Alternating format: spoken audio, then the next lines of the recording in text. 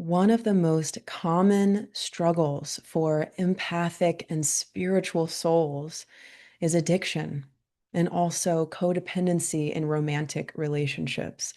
In this video, I'm going to break down why that is. And if you resonate with having these struggles, or maybe you had them in the past, how to understand this and how to really re-own your power as a spiritual soul on this planet today. Welcome to the Mystic's Path Mystery School. I am Reverend Ashley, your spiritual teacher and friend and fellow mystic on the journey of self-actualization. This weekly show is here to give you interfaith teachings that will empower your life. I am all about making the mystical practical. So if you are into that, go ahead and subscribe and connect with me in the comments. I love to hear from you and support you on the path. I am a sensitive spiritual soul, and I really struggled with addiction. I had a 7-year addiction to pot. I was not a light user, and I also really struggled with codependency in relationships. And before I had my spiritual awakening, I really was in it. I was in the toxic world of codependency. My definition of codependency is making somebody or something else your source when God is meant to be your source. I was so ill at the time, many years ago, that my partner at the time would say, I'm leaving, I'm moving, I'm going away, and I would throw up. I would get physically ill because I was so blended with him. And I was so blended with my drug of choice. And I've worked in the field of addiction for almost a decade now. And I have done countless groups and workshops with people right off the streets in early recovery. And I have seen something that I call the hole in the soul. And that is before somebody's spiritual awakening, they really are, and even after sometimes too, they really are sensitive and intelligent and spiritual, and they are hungry for something. They are hungry. And it's not a hunger on the physical level. My hunger was at the center of my soul.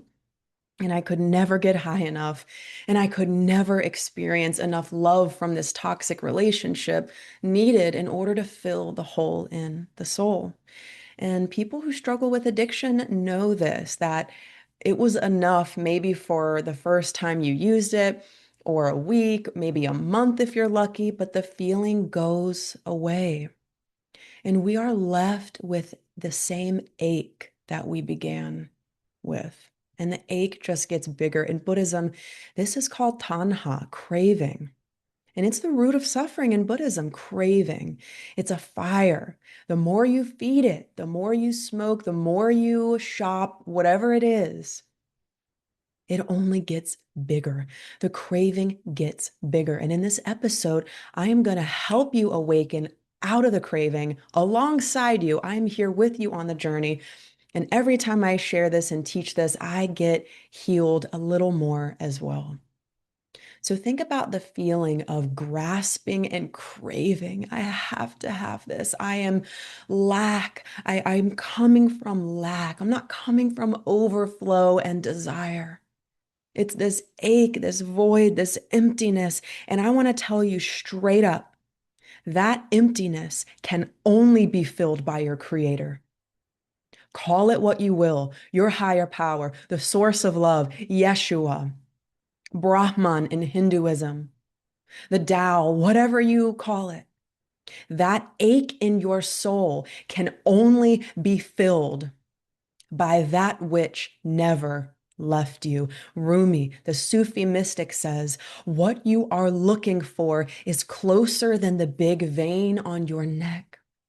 And spiritual people come into this world of duality. We feel the disharmonious energies on the planet, and we feel crushed under duality. So many of us right now, with the evil in the world and the darkness and the pain that we know is coming up finally to be healed. We know this.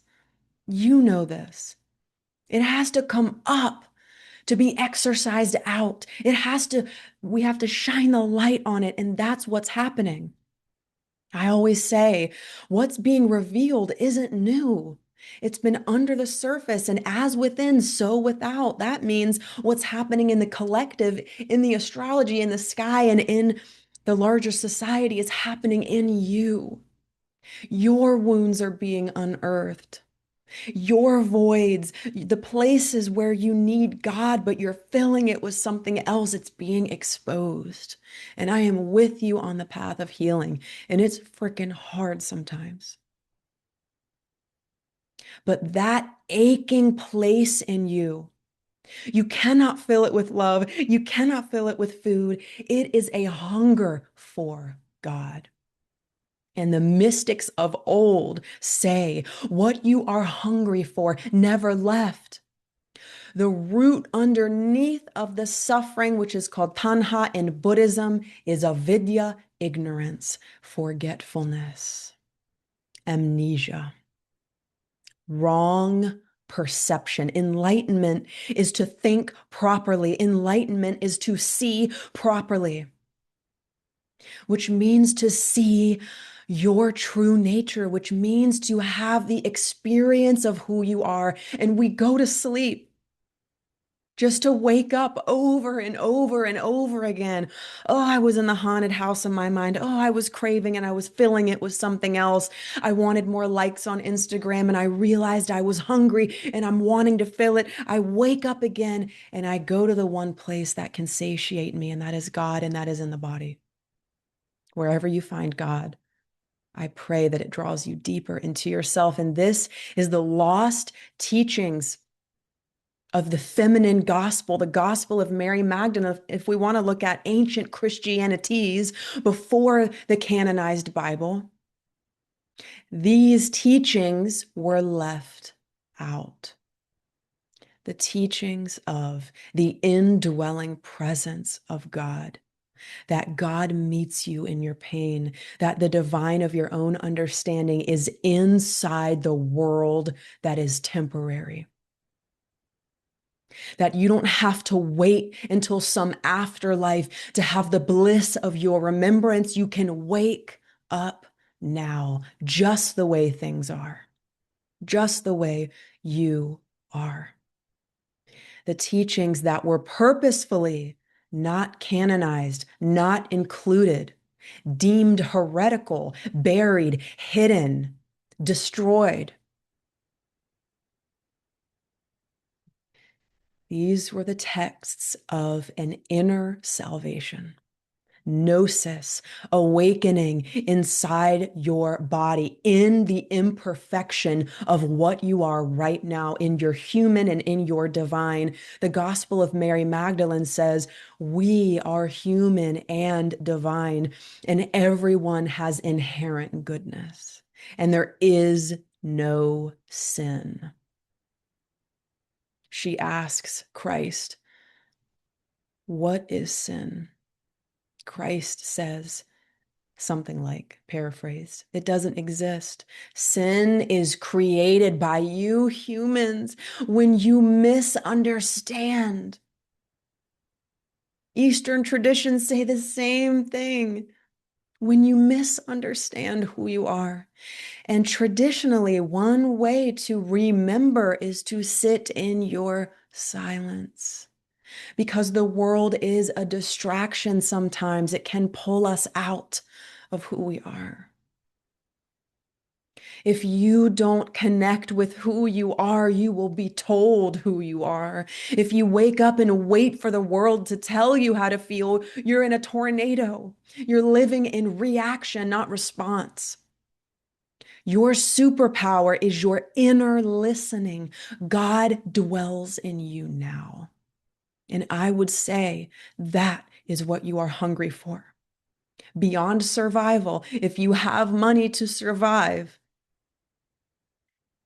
because money does make things better when you don't have it, right?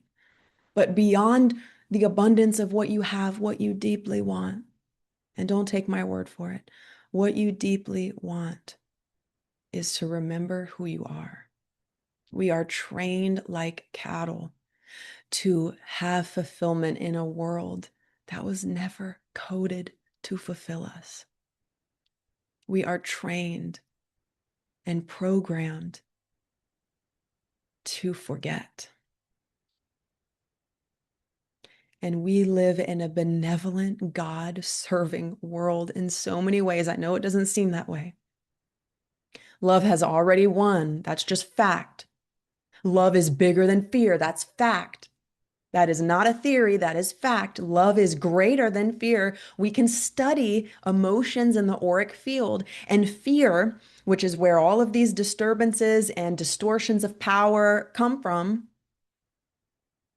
Fear is a collapsed state, and it makes people primal, and it makes them fight, and it makes them hoard. Love, who you are, your essential self.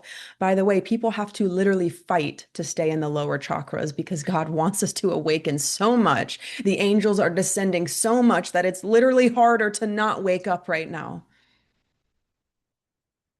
It's becoming harder to stay asleep. Let me know if you feel that. Drop a heart below. Put your voice in this room, in this community. You belong here. I want to hear you. Take up space. This is for us, the mystics, the healers. There's a reason why we're so sensitive and we've struggled with addiction and maybe shopping, maybe pot, whatever it is. That ache can be filled right now. One prayer. God, I pray that you fill the hole in my soul. I pray that you come into my heart and you fill me up. I want to get my validation from you, not the world. I want to get my love from you, not the world. I know that I am coded to be filled by you, and I am reaching out. I open myself to you. I make myself available to you. I need you. In the 12 steps, there is the gift of desperation. When you stop white knuckling and willing your way and controlling, and if I just get one more like, and if I just make this amount of money, when you let that go, and often that letting go comes right after peak pain, peak climactic emotional pain, where you realize that you've been feeding on something that never made you full. And there is a well that never runs dry. And it is your home, and it is where you belong. And we are passengers on this planet, and we get to belong here alongside the birds and the trees. And this is why I love shamanism, because we're not just passengers, but we are human flesh, just like the earth. We are the trees and the air and the fire and the wind. We are one with this world, just like we're one with the spirit world, heaven, whatever you want to call it. And this is what the lost gospels, the feminine gospels that were left out of the patriarchal system of organized religion,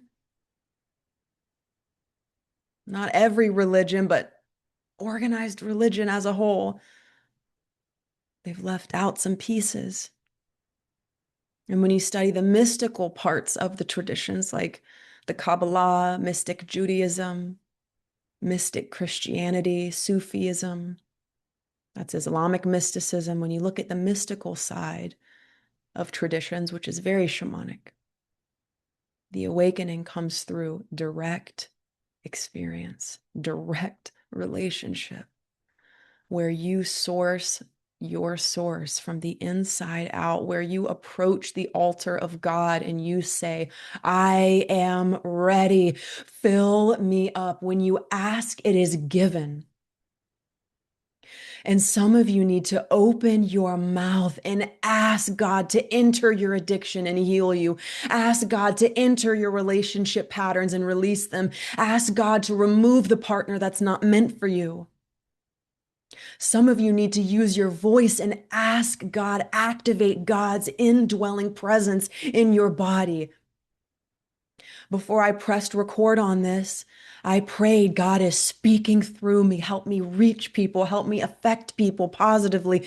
Help me spread the healing, the good vibes, the healing wisdom, the medicine. Your voice, as it is written in these texts, commands. So please hear that. Maybe you need to invite God into your struggle. Invite God, whatever you call it, divine love, Yeshua, source, Yahweh. Inviting your higher power into your struggle. Open up that gaping thing and breathe God straight into it. This is the well that never runs dry. And I have been healed of my addiction to pot. I have been healed of my addiction to binge eating. I have been healed of my codependency. I've been sober for a decade. I have a wonderful relationship with food. I have an amazing partnership. I found my future hubby, my soulmate. I'm living in this dream house, and I walked through fire to get here. This is earned. This is earned, and I want to help you get there a little faster and easier because that's what a healer is. They go down the path, they pave it out, they chop down the trees, they walk down the unknown path, they pave it out, and they serve others. Here's another way. If organized religion is not your way, here's another way. I had no idea there was other things out here until I studied Hinduism and started learning from the Vedanta and the Upanishads and these amazing hymns and poetry of ancient spiritual awakening through the technology of the yogas. I had no idea. And this is an interfaith room. There is so much beauty in organized religion, and there's a shadow. Everything on earth has both positive and negative aspects. In the God within, your soul is all love. And we, just like the Gospel of Mary says, are human and divine. The shamans that I studied with from the high Andes Mountains of Peru say, have a foot in this world and a foot in the spirit world. And that, my love, is the coolest, craziest, most kooky mystery we could ever exist within. And your body, your indwelling essence of God. It's known as the Shekhinah in Jewish mysticism and the Kabbalah, this indwelling presence of God in the rock, in the tree, in the lamp, in everything right here, right now, waiting for you to receive it. And you get to receive it just the way you are, imperfect, inviting this presence alive, sparking that fire, not the fire of tanha or craving, but the fire of holy love that exists in your heart. The eye of your heart is opening now. I declare it to be so. And I invite us all to just take a deep breath and allow that fire of holy love to grow within us, inviting God into our hearts, into our bodies, into our struggles as we breathe.